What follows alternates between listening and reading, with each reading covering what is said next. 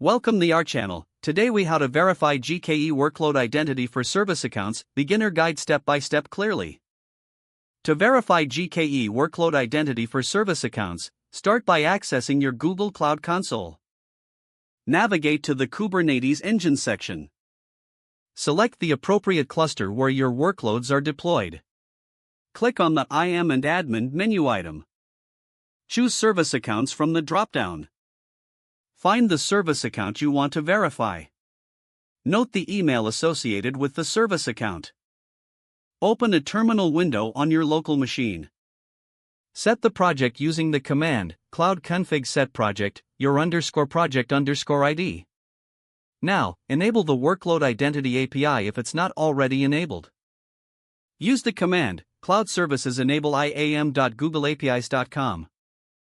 Next, check if Workload Identity is enabled for your cluster. Run Cloud Container Clusters Describe, cluster_name, region. Look for the Workload Identity config field in the output. If it's present, Workload Identity is enabled for your cluster.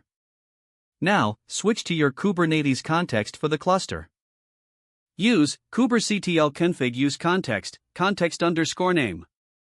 Verify if your Kubernetes service account is linked to the Google service account. Use the command kubectl get service account ksa_name OYAML.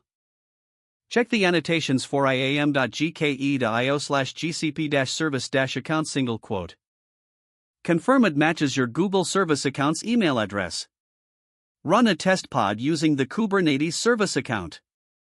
Create a small deployment or pod specification in YAML. In the specification, specify the service account name. Apply the configuration using kubectl apply f your _deployment_file.yaml. Once the pod is running, check the logs for authentication. Use kubectl logs your _pod_name. Look for any credentials or information indicating successful authentication with Google services. Don't forget to like this video and subscribe to our channel for more step-by-step tech guides.